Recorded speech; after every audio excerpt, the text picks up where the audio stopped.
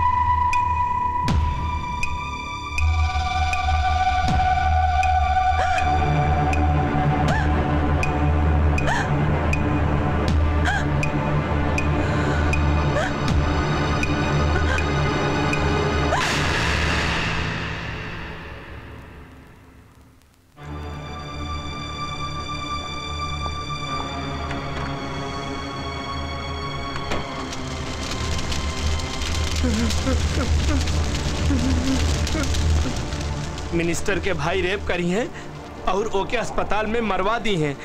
सब के सब जानत बा, लेकिन केहू कुछ न कर सकेला। केहू अगर आवाज उठाई तो मारल जाई। लड़की मर गई, अब शांति बा। कहाँ जात पड़ा? एमएलए के घरे ना, कानून के अपने हाथ में मत ला। हमरा के आपन परवाह नहीं खे।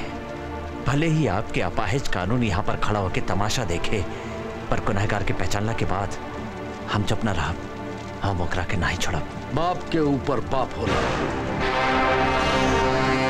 हम चिता के सामने कसम खात बानी कि जे मीना के चिता पर पहुंचावले बा, वो सब की चिता हम जला दे।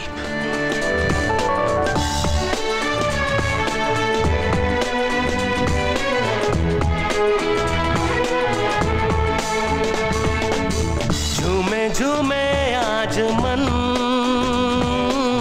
पा गई नी तू नौ जहां।